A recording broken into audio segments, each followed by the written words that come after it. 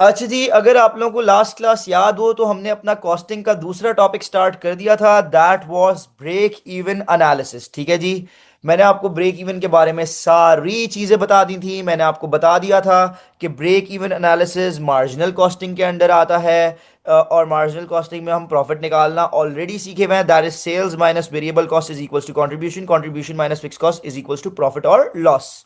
और मैंने आपको बताया था ब्रेक इवन पॉइंट वो पॉइंट है जहां ना प्रॉफिट होता है ना लॉस होता है, या फिर हमारा profit is equal to zero होता है।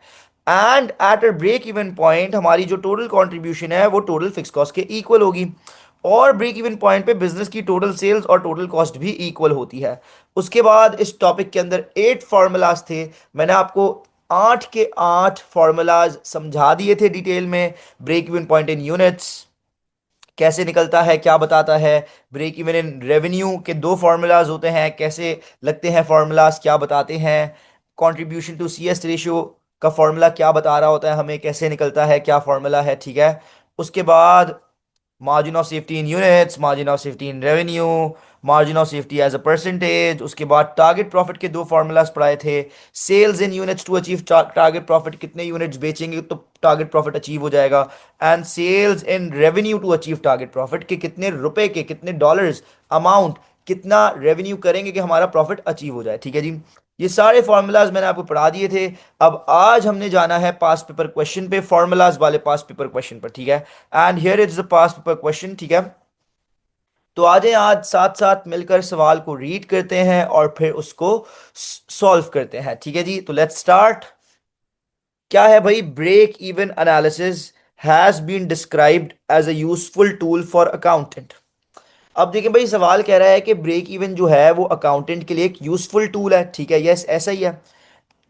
अब डिफाइन ब्रेक इवन पॉइंट। ठीक है, अब देखिए 2 मार्क्स किया, कितने मार्क्स किया, तो आपने 2 पॉइंट्स देने पड़ेंगे ब्रेक इवन के बारे में। तो यार पहला पॉइंट तो बड़ा बेसिक सा जो जनरल है वो आप दे दोगे। Break even point is a point where there is no profit और no loss. No profit and, या फिर और एक ही बात है, एंड नो लॉस। ठीक है जी। ये 1 मार्क मिल गया आपको 1 पॉइंट देने का। उसके बाद देखो, मैंने आपको 2 चीजें बताई थी ना। ब्रेक इवन पॉइंट पे total sales is equals to total cost, या फिर total fix cost is equals to total contribution. इन दोनों में से कोई भी एक दूसरा पॉइंट दे दें तो आपको दूसरा मार्क मिल जाएगा। मैं लिख देता हूं, at break even point, at break even point total contribution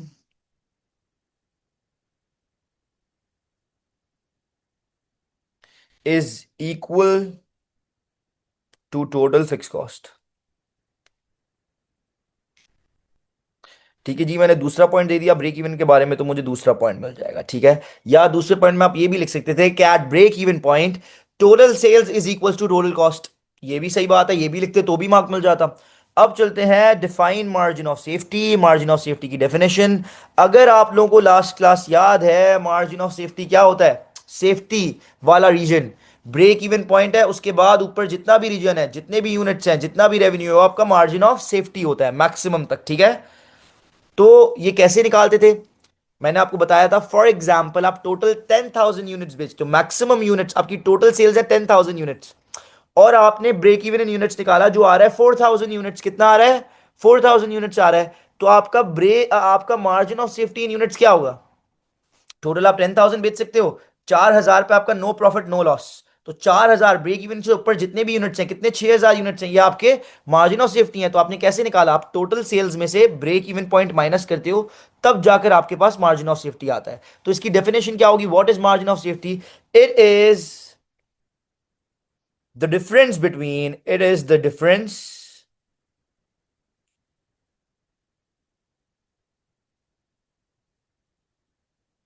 between total sales and difference, मतलब माइनस कर रहे हैं, मतलब डिफरेंस निकाल रहे हैं, किसको किससे माइनस कर रहे हैं, टोटल सेल्स को ब्रेक इवन पॉइंट से। It is the difference between the total sales and the break even point, and the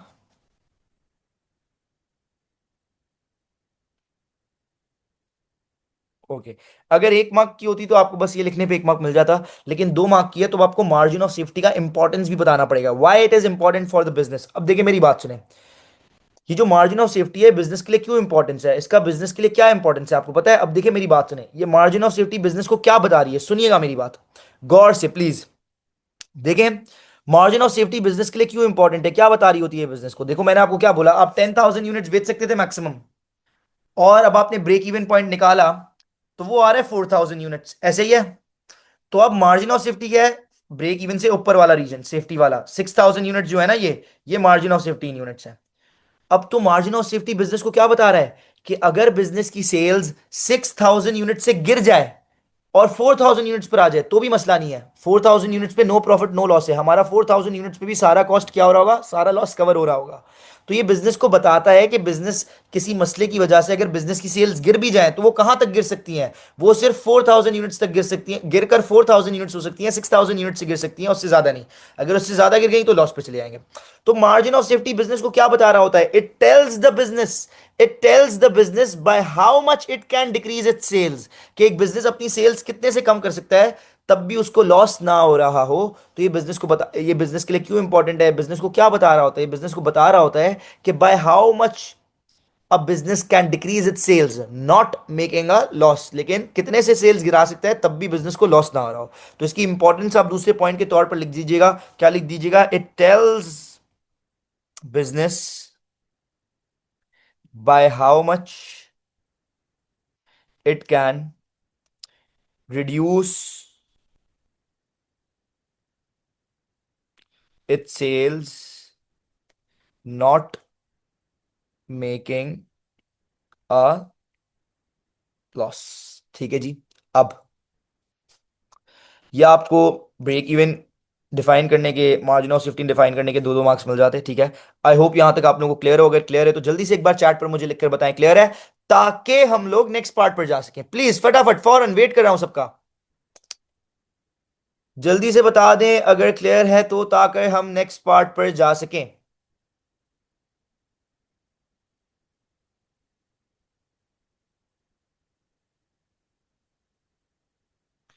anyone, any problem, सबको क्लियर है।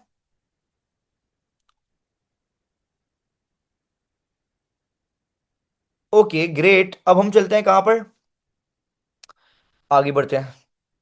भाई आगे क्या कह रहा है सवाल, the following figures have been extracted from Katrina's books of account for the month of April 2010।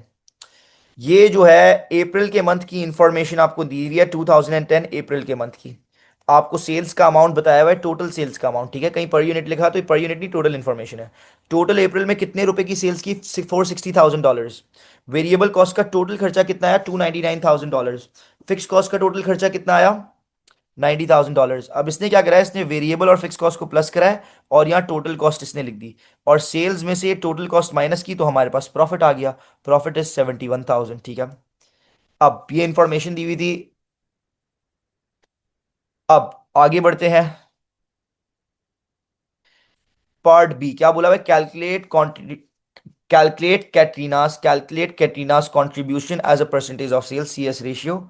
अब सीएस रेशियो के आपको दो फॉर्मूलाज पढ़ाए थे। अगर आप ऊपर टोटल कंट्रीब्यूशन ले रहे हैं तो नीचे आप टोटल सेल्स लेंगे, फिर मल्टीप्लाई बाय 100 करेंगे। अगर आप ऊपर पर यूनिट कंट्रीब्यूशन ले रहे हैं तो नीचे आप पर यूनिट सेल्स मतलब सेलिंग प्राइस पर यूनिट लेंगे, फिर मल्टीप्लाई बाय 100 करेंगे।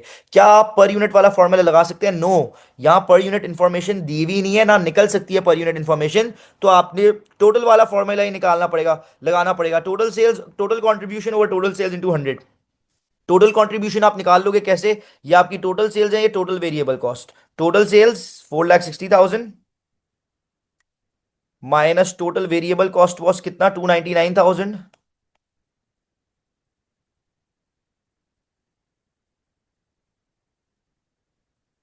तो आपके पास टोटल कंट्रीब्यूशन आ गई, कितना होता है भाई, माइनस कर लेते हैं अगर कैलकुलेटर में, 460 माइनस, सॉरी वेट करें यार please, yes 460 minus 299, 460 minus 299 answer आ रहा है 161,000।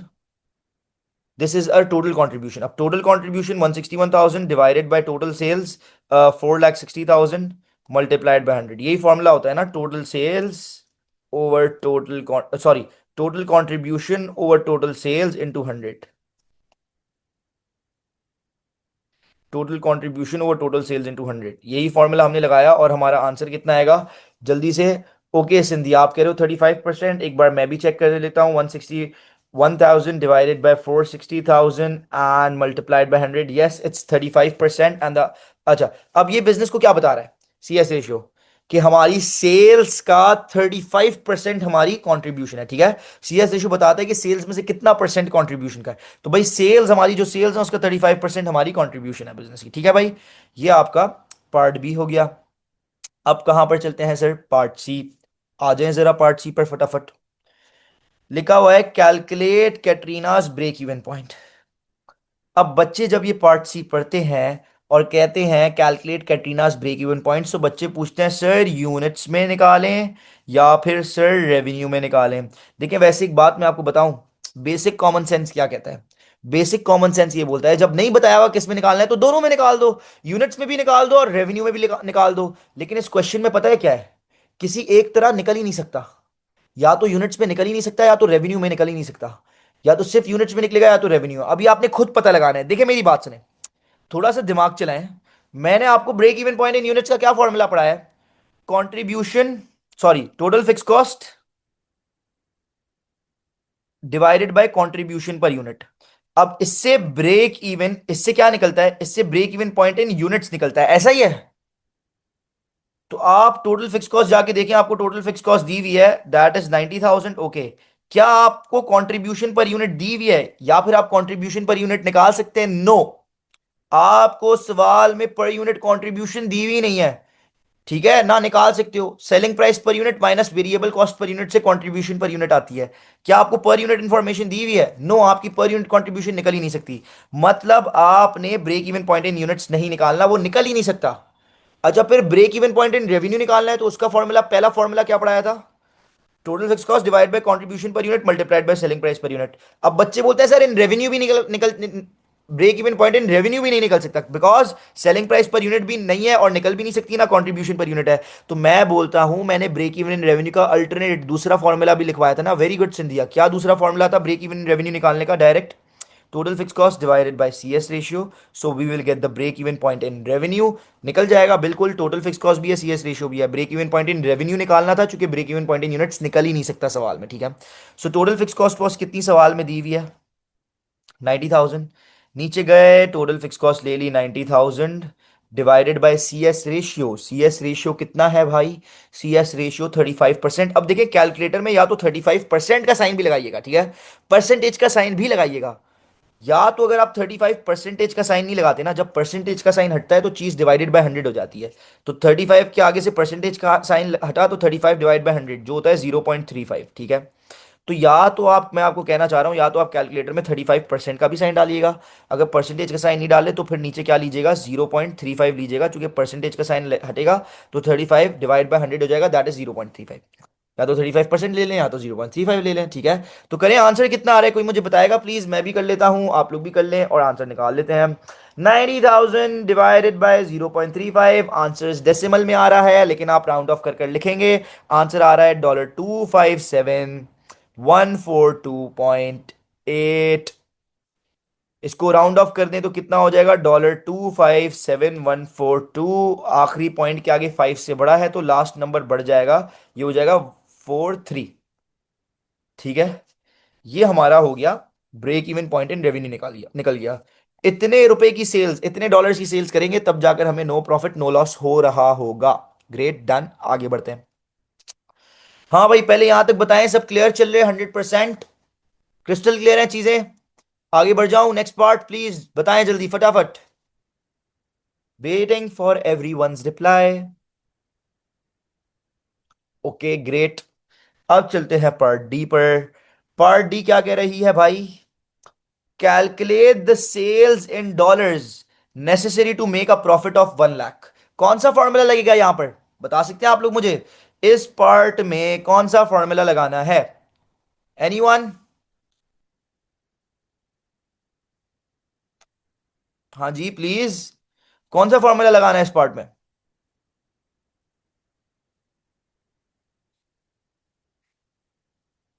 यस, टारगेट प्रॉफिट वाला and sales in revenue to achieve target profit वाला, ठीक है। सेल्स इन रेवेन्यू, क्योंकि क्या लिखा हुआ है, calculate sales in dollars, dollars means amount, revenue में निकालना है कितने रुपए की सेल्स करनी पड़ेगी कि हमारा जो टारगेट प्रॉफिट है 1 लाख वो अचीव हो जाए। तो इसका फॉर्मूला पहले तो मैंने आप लोगों को बताया था, total fix cost plus target profit divide bye contribution per unit multiplied by selling price per unit. ठीक है, लेकिन सवाल में सेलिंग प्राइस पर यूनिट या कंट्रीब्यूशन पर यूनिट नहीं निकल सकती, तो इसका अल्टरनेट फॉर्मूला बताया था जो क्या था, total fix cost plus target profit divide by CS ratio. Direct आपके पास sales in revenue to achieve target profit निकल आएगा, आपको पता चल जाएगा कि कितने रुपए की सेल्स करनी पड़ेगी ताकि हमारा टारगेट प्रॉफिट अचीव हो जाए। सो हमारी टोटल फिक्स कॉस्ट थी 90,000 प्लस टारगेट प्रॉफिट कितना है, 1,100,000 divided by CS ratio that was 0.35 या फिर 35%। वील गेट द आंसर, जल्दी से कैलकुलेटर खोलते हैं, इसका आंसर निकालते हैं। 90,000 plus 100,000 divided by 0.35 and the answer we get is $542। Decimal में आ रहा है, राउंड ऑफ करेंगे, 542,857.1। अब देखें पॉइंट के आगे 5 से छोटा है तो ये आखिरी नंबर नहीं बढ़ेगा, बस डेसिमल हट जाएगा। This is the answer. इतने रुपए की सेल्स करूंगा तब जाकर जो है मेरा प्रॉफिट कितना आ रहा होगा, $1 लाख, 100,000 आ रहा होगा। ठीक है, ये था पार्ट डी। अब इसका पार्ट ई थोड़ा सा ट्रिकी है, आ जाए जरा पार्ट ई डिस्कस करते हैं क्या सीन है पार्ट ई का। ठीक है जी, तो let's move on to the part E, next part. चलते हैं जरा नेक्स्ट पार्ट पर। नेक्स्ट पार्ट क्या कह रहा है, कैलकुलेट प्रॉफिट और loss if the sales for the month are 3,75,000। कह रहा है प्रॉफिट या लॉस निकाल दें अगर सेल्स बिजनेस की 375,000 है। अब बच्चे जो है पता है यहां क्या बोलते हैं, सर प्रॉफिट निकालते हैं ना, प्रॉफिट का फॉर्मूला लगाते हैं, क्या फॉर्मूला है, सेल्स ले लें सर, ये आपको उसने दे दिया है 3,75,000। सर इसमें से वेरिएबल कॉस्ट माइनस करें, कंट्रीब्यूशन आ जाएगी, कंट्रीब्यूशन में से फिक्स कॉस्ट माइनस करें, प्रॉफिट आ जाएगा। बिल्कुल गलत। बच्चे बोलते हैं सर ऊपर जाएं ऊपर जाएं, मैं ऊपर जाता हूं, बच्चे बोलते हैं सर ये नहीं ना वेरिएबल कॉस्ट और फिक्स कॉस्ट। भाई ये वेरिएबल कॉस्ट तो इस सेल्स की है ना, सेल्स चेंज होंगी तो वेरिएबल कॉस्ट भी चेंज हो जाएगी। ठीक है, फिक्स कॉस्ट चले सेम रहती है। इस तरह नहीं निकल सकता प्रॉफिट, क्योंकि आपके पास वेरिएबल कॉस्ट भी नहीं है नई सेल्स की, वेरिएबल कॉस्ट तो चेंज होती है सेल्स के साथ। तो आप मेरी बात सुने, इधर आपने थोड़ा सा अपना दिमाग चलाना था, इधर भी टारगेट प्रॉफिट का फॉर्मूला लगेगा। देखिए टारगेट प्रॉफिट का फॉर्मूला क्या होता था, sales in revenue to achieve target profit, total fix cost divided by, sorry, total fix cost plus target profit divided by CS ratio. इससे हमारे पास क्या आता था, इससे हमारे पास आता था sales in revenue to achieve TP, target profit. अब देखो उसने सेल्स इन रेवेन्यू तो दे दिया ना, आपको बता दिया सेल्स इतनी है, तो ये जो आंसर निकलता है ना सेल्स का आंसर कि भाई कितना रेवेन्यू करना पड़ेगा, वो इसने आपको बता दिया कि भाई इक्वल्स टू, जो फॉर्मूला लगा रहे हैं वो इसने बता दी कि भाई इतनी सेल्स करनी पड़ेगी, सेल्स का आंसर आ गया। टोटल फिक्स कॉस्ट है, CS रेशियो है, लेकिन इस सेल्स पे टारगेट प्रॉफिट, प्रॉफिट कितना कमा रहे होंगे वो नहीं पता, तो टारगेट प्रॉफिट इसी फॉर्मूले में अननोन सपोज कर निकालना था आप लोगों ने। देखें sales in revenue to achieve target profit हमें पता है भाई कितने रुपए की सेल्स करनी है, अब सेल्स हमें 3,75,000 की करनी है। CS रेशियो हमें पता है 0.35 या 35%। टोटल फिक्स कॉस्ट हमें पता है, फिक्स कॉस्ट चेंज नहीं होती, वो 90,000 है। लेकिन इस सेल्स पर प्रॉफिट कितना कमा रहे थे हम, कितना प्रॉफिट होगा, टारगेट प्रॉफिट नहीं पता, तो आप ये टारगेट प्रॉफिट को अननोन सपोज कर इस फॉर्मूला में निकाल लो। तो आप क्या करोगे, 0.35 यहां जाकर मल्टीप्लाई हो जाएगा एंड 90,000 यहां आकर माइनस हो जाएगा। तो what will be your target profit, या प्रॉफिट कैसे निकलेगा, 3,75,000 मल्टीप्लाइड बाय 0.35। जो आंसर आएगा उसमें से आप लोग 90,000 माइनस कर देंगे, तो आपका जो प्रॉफिट होगा 3,75,000 की सेल्स पे, दैट विल बी कितना, अभी निकाल लेते हैं। that will be 33,75,000 multiplied by 0.35 minus 90,000. Answer is 41 41250, 41250। ये इतना प्रॉफिट आपको हुआ होगा अगर आपने सेल्स की होगी कितने की, अगर आप सेल्स करोगे 3,75,000 की। हाँ जी, जल्दी से बताएं, एनी वन एनी प्रॉब्लम, क्या किसी को कोई मसला या क्लियर है, जल्दी से बता दें please. Waiting for everyone's reply. Clear, great, done.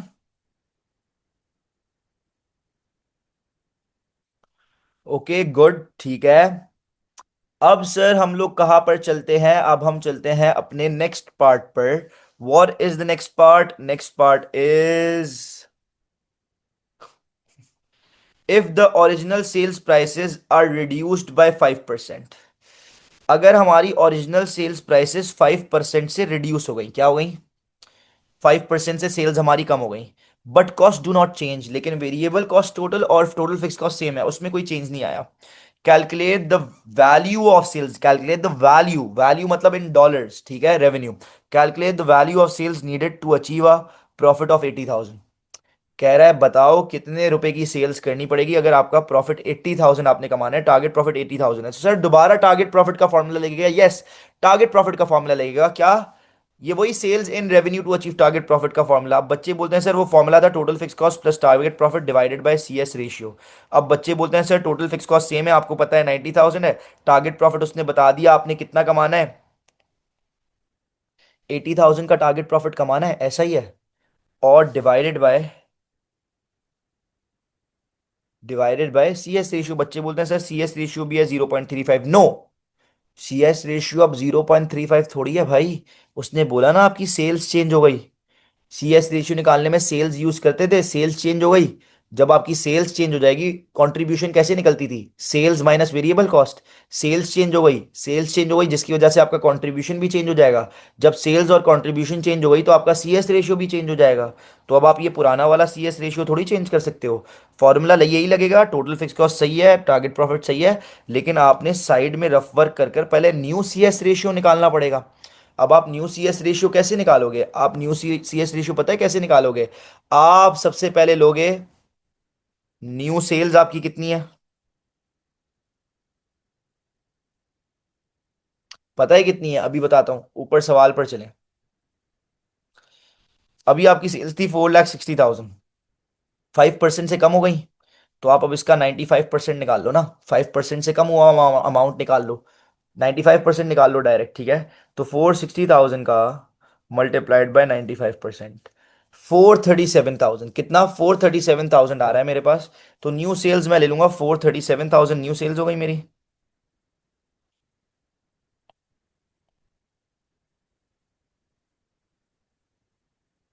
New sales हो गई 437,000। अब न्यू कंट्रीब्यूशन भी आ जाएगी ना। कंट्रीब्यूशन क्या होती थी? Sales minus variable cost. अब न्यू सेल्स है 437,000, वेरिएबल कॉस्ट उसने बोला नो चेंज आया उसमें 299,000। तो आपकी जो न्यू कंट्रीब्यूशन है वो कितनी हो गई? 437 माइनस 2,99,000, कितनी आ गई? 138,000 न्यू कंट्रीब्यूशन आ गई। अब न्यू सी एस रेशियो क्या होगा? New contribution over new sales into 100। New contribution है 1,38,000 divide by new sales 437,000 multiplied by 100। तो आंसर कितना आ जाएगा? 1,38,000 divided by 437,000 multiply by 100। Answer points में आ रहा है, यू विल राउंड ऑफ। 31.5 है, आप इसको 32% कर लो, ठीक है, 32%। अब आप गए यहाँ नीचे, न्यू सी एस रेशियो आप लोगे 32%, या फिर 32% नहीं तो 0.32। तब जाकर आपके पास आंसर आ जाएगा कि आपको कितने रुपए की सेल्स करनी पड़ेगी कि आपको आपका प्रॉफिट 80,000 आ रहा हो, ठीक है। तो आए जरा, let's do it. 90,000 plus 80,000, answer आएगा उसको डिवाइड बाय 0.32, ठीक है जी। तो योर आंसर इज 531,250, 531।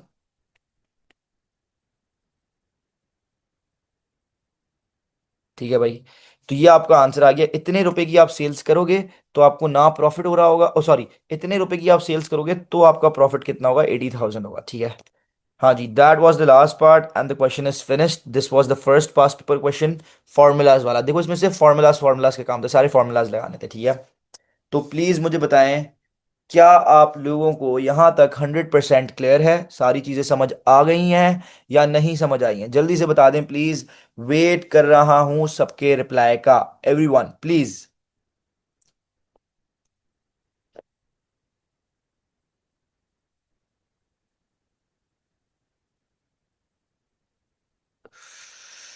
सबको क्लियर है 100%? सारी चीजें परफेक्ट?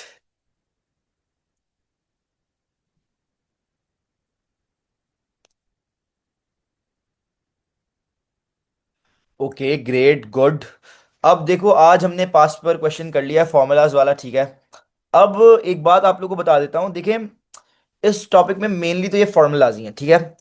आप लोगों को मैंने बताया था कि पहले इस टॉपिक में ब्रेक इवन चार्ट की प्रिपरेशन भी थी, ब्रेक इवन चार्ट बनाने को भी आता था, लेकिन अब ब्रेक इवन चार्ट बनाने को नहीं आ सकता, ठीक है।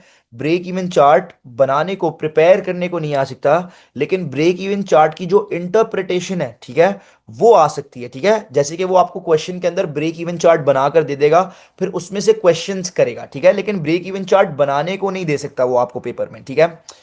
तो अब हमें एक ब्रेक इवन चार्ट मैंने आपको बनाना सिखाना ही पड़ेगा, क्योंकि जब वो एक ब्रेक इवन चार्ट मैं आपको बनाकर दिखाऊंगा, तभी आप उसकी इंटरप्रिटेशन सीख पाएंगे, ठीक है जी। तो ब्रेक इवन चार्ट की इंटरप्रिटेशन है क्वेश्चन हमारे पेपर के अंदर, लेकिन प्रिपरेशन नहीं है, ठीक है। तो आज मैं क्लास यहीं तक रख रहा हूं, ठीक है। एक क्वेश्चन आपको पूरा करा दिया है। नेक्स्ट क्लास में मैं ब्रेक इवन चार्ट आपको एक बनाकर दिखाऊंगा और उसकी इंटरप्रिटेशन सिखाऊंगा, और इस टॉपिक के अंदर थोड़ी सी एक थ्योरी है, वो भी आपको नेक्स्ट क्लास में पढ़ाऊंगा। उसके बाद इस टॉपिक के मैं एक दो पास पेपर के क्वेश्चंस और करवाऊंगा, ठीक है। तो मतलब 2 या 3 क्लासेस मैक्सिमम, 2 या 3 क्लासेस बाद ये टॉपिक हमारा खत्म हो जाएगा और हम अपने नए टॉपिक पे मूव ऑन कर जाएंगे, दैट इज लिमिटिंग फैक्टर, ठीक है। तो आज की क्लास यहीं तक रखते हैं, इंशाल्लाह आप लोगों से मुलाकात होगी in the next class. Thank you, Allah हाफिज। और एक